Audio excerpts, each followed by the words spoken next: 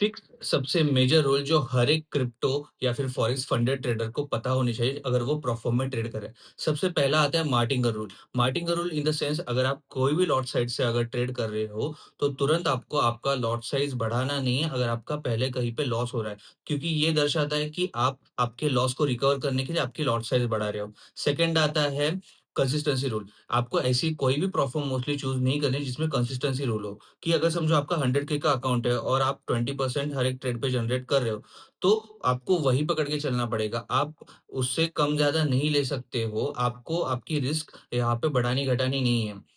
उसके बाद आता है मैक्सिमम लॉट साइज़। अगर आपका समझो एज़ एन एग्ज़ाम्पल 100 के का अकाउंट है, सो आपको अगर बोला गया है कि आप 1 लॉट से ही ट्रेड कर सकते हो, तो आपको 1 लॉट से ही ट्रेड करना है। उसके बाद आता है रिवर्स ट्रेड। अगर समझो आप बाय साइड के ट्रेड में हो और आपने वो पोज़ीशन क्लोज़ कर दी और आप तुरंत विदिन फ्यू मिनट्स अगर रिवर्स साइड का ट्रेड लेते हो, तो वो भी एप्लीकेबल नहीं होता है मोस्ट ऑफ द केसेज़।